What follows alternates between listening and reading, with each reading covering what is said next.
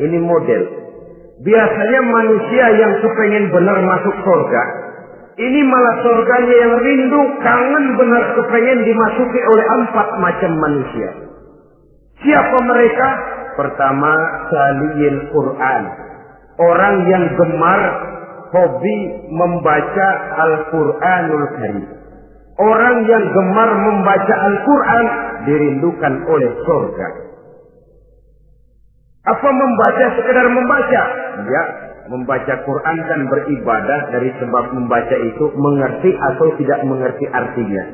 Tapi jangan lupa, membaca adalah alat agar kita mengerti.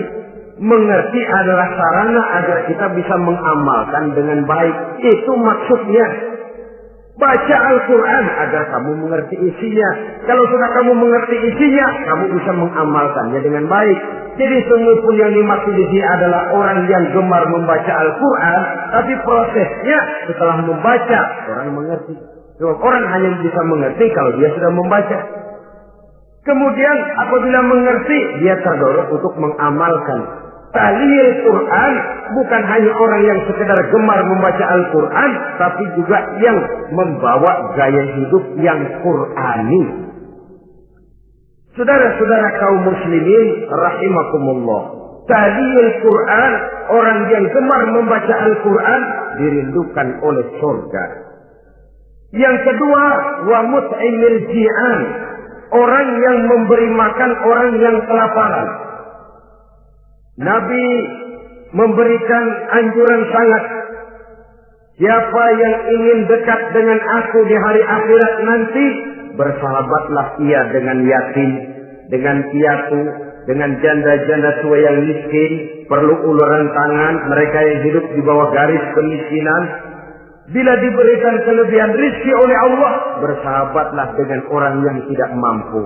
Mut'imil ji'an, orang yang memberi makan orang kelaparan, dirindukan oleh surga. Saudara-saudara kaum muslimin rahimakumullah, demikian besar perhatian Islam terhadap kepekaan sosial, terhadap kesetiakawanan sosial ini, sampai dalam ayat Al-Quran dijelaskan oleh Allah Subhanahu wa taala, أرأيت الذي يكذب بالدين فذلك الذي يدعو اليتيم ولا يحض على طعام المسكين. Tahukah kamu, kata Allah, siapa orang-orang yang mendustakan agama? Beragama tapi dianggap mendustakan agama. Kalau sudah dianggap mendustakan agama, artinya imannya dusta. Dia sholatnya dusta. Dia puasanya dusta. Siapa mereka itu? Fadzalika allazi yad'ul yatim. Mereka orang-orang yang meninggalkan, menyia-nyiakan anak-anak yatim, wala yahuddu ala ta'amil miskin, dan tidak memerintahkan untuk memberi makan kepada orang-orang miskin. Kepada yatim kejam, sadis, tidak punya kemanusiaan sama sekali. Maka mungkin kita yang rajin sholat, mungkin kita yang sudah 4-5 kali berhaji bisa saja terhalang masuk surga. Karena di sebelah rumah kita ada anak yatim piatu, merintih kelaparan, menggigil kedinginan. Kita tahu kita mampu dan kita diam saja tidak mau memberikan pertolongan. Itu yang mungkin bisa menghalangi kita untuk sampai ke surga. Oleh karenanya, salah satu jenis manusia yang dirindukan oleh surga, mut'imil ji'an, orang yang memberi makan orang yang kelaparan. Yang ketiga, orang yang dirindukan oleh surga, wasa'imina fi Ramadan, orang yang melaksanakan ibadah puasa di bulan suci Ramadan.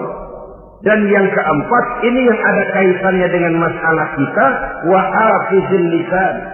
Salah satu manusia yang dirindukan oleh surga ialah orang yang pandai menjaga lidahnya. Artinya dia bisa menempatkan diri, kapan waktunya bicara, kapan waktunya diam.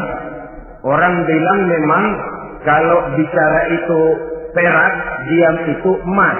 Maksudnya diam lebih berharga daripada bicara.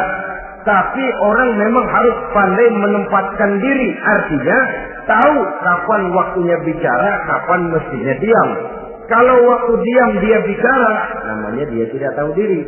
Kalau harus bicara dia diam, dia namanya juga tidak mau menyampaikan sesuatu yang seharusnya dia sampaikan. Sama saja ada orang bilang sedikit bicara banyak bekerja. Sebenarnya harus seimbang. Banyak bicara harus banyak bekerja. Biasanya kalau sedikit bicara banyak bekerja itu dua kemungkinan. Kalau nggak main catur, maling.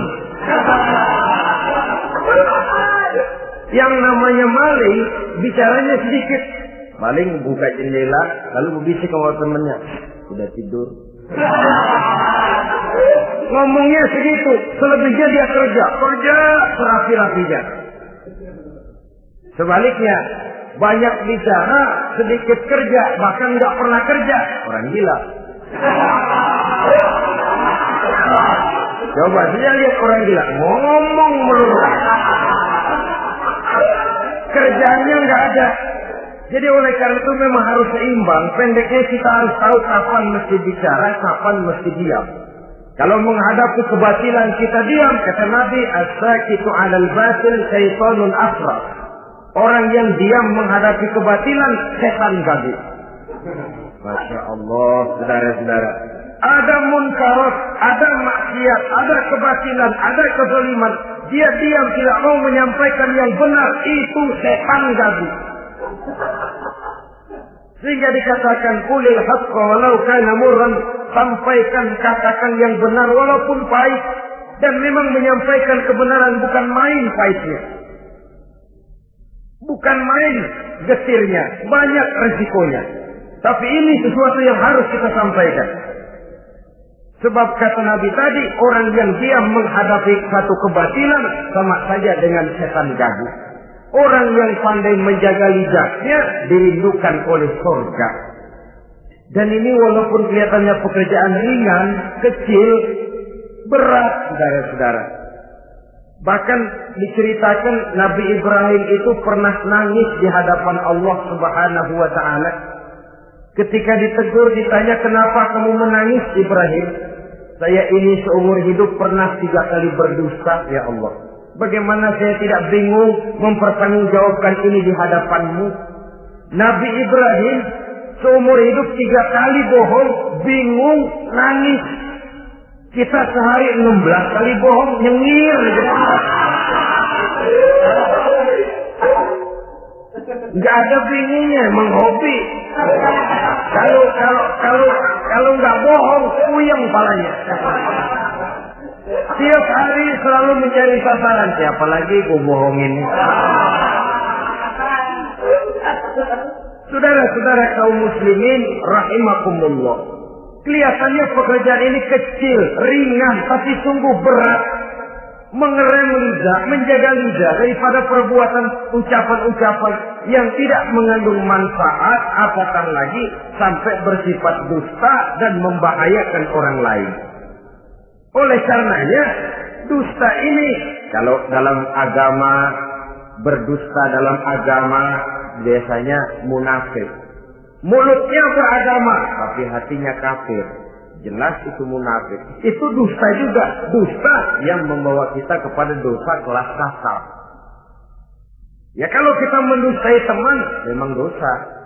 Dosa yang nilainya tidak sebesar kalau kita mendustai agama. Tapi sungguh pun demikian, dosa kecil-kecil juga kalau ditumpuk banyak juga. Padahal kata Imam Ghazali, hati itu seperti kaca. Dosa itu debu yang nempel di kaca. Kalau debu-debu itu terus numpuk, kita malas ngelapnya, malas ngebersihinnya. Jadi satu berkarat di kaca, susah banget ngebersihinnya. Coba kaca kalau udah karatan, pakai silet kita gosok, setengah mati. Begitu juga perbuatan dosa. Kalau kita senang dusta, biarinlah dosa kecil. Bohong lagi, bohong lagi, bohong lagi. Numpuk berkarat di hati itu dosa. Nah hati itu kalau sudah dilingkungi oleh karat, nur, cahaya kebenaran itu sulit untuk masuk. Karena dia sering berdusta, orang lain dianggap sama juga sama dirinya. Ini kecelakaan. Oleh karenanya timbul sifat menyamakan orang lain dengan keadaannya sendiri. Dikala itu hati yang sudah penuh dengan noda-noda dosa itu sudah berkarat sehingga sulit untuk dibersihkan lagi.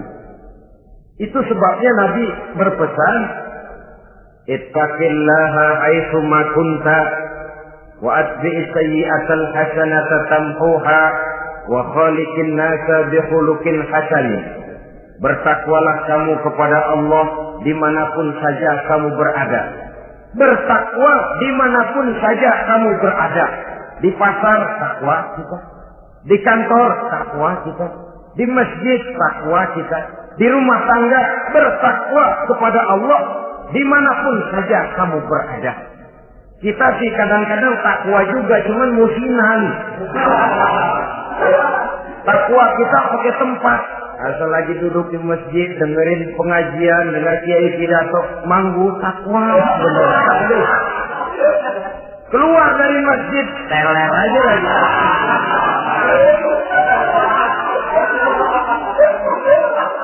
Takwa juga kita cuma pakai tempat. Nabi pesan dimanapun kamu berada, ittaqillah haitsu ma kunta. Bertakwalah kepada Allah dimanapun saja kamu berada.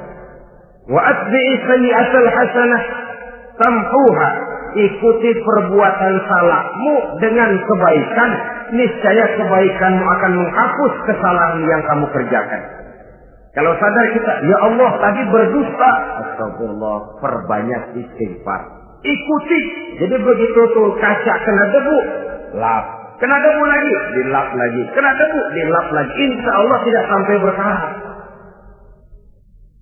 Jangan lalu nunggu. Ntar aja dah taubat, udah tua-tuaan dikit. Kayaknya umur dia yang ngatur. Saudara-saudara, oleh karenanya ikuti perbuatan salah dengan kebaikan. Terselip kita berbuat salah, iringi dengan sedekah. Terselip kita melakukan dosa, iringi dengan istighfar. Melihat sesuatu yang haram, astagfirullahaladzim. Lalu dipalingkan, jangan mulut astagfirullah, mata melotot.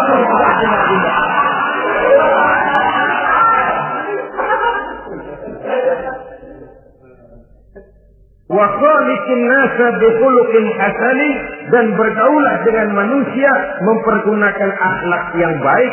Ini pesan daripada Rasulullah sallallahu alaihi wasallam. Jadi oleh karenanya dusta dengan seluruh akibatnya ini bisa menimbulkan bahaya bagi diri sendiri, bagi rumah tangga, dalam pergaulan, dalam usaha, dalam masyarakat, bahkan pada akhirnya bagi kehidupan suatu bangsa dan suatu negara. Lidah yang kecil tapi besar akibatnya bisa menyengsarakan manusia atau menempatkan manusia dalam satu posisi yang tinggi. Kalau kita adakan satu perbandingan, Nabi Ibrahim seumur hidup 3 kali saja berdusta, nangis di hadapan Allah. Kita yang hampir tidak ada hari, ya kalau orang sekarang bilang tiada hari tanpa olahraga. Rasanya kita kalau mau jujur bisa juga bilang tiada hari tanpa bohong. Pernahkah kita menangis menyesali dusta yang sudah kita lakukan? Berapa banyak orang yang sudah kita janjikan kita gantung dengan janji itu. Padahal dia punya hajat yang demikian sangat bergantung kepada kita. Tapi lidah ini enak saja. Gampang dah. Tar. Sok. Gampang dah itu mah. Beres dah beres.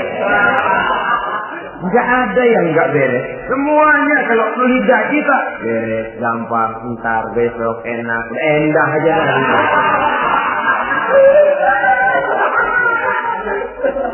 Habis orang kita gantung dengan harapan. Padahal kita tidak bermaksud memberikan harapan itu. Sementara kita melangkah melenggang dengan senyum, sedang orang lain menggerutu. Saudara-saudara kaum muslimin rahimakumullah. ini pada gilirannya akan kembali penyakitnya kepada diri kita juga. Menyuburkan watak munafik, mengucilkan kita dari dalam pergaulan, dan menjauhkan kita daripada ketenangan hidup. Karenanya dusta memang berbahaya. Dalam perjuangan, dusta akan menimbulkan watak pengkhianatan.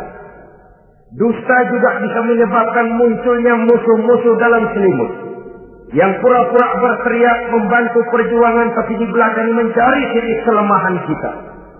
Oleh karenanya, mencari teman yang bisa diajak tertawa itu gampang. Mencari teman yang mau diajak menangis itu sulit. Mencari teman yang mau diajak nyanyi banyak. Tapi mencari teman yang mau diajak berkeluh kesah itu yang langka. Oleh karenanya, di dalam kehidupan ini, untuk menjaga lingkungan pergaulan, mari kita berusaha untuk menjaga lidah dengan sebaik-baiknya.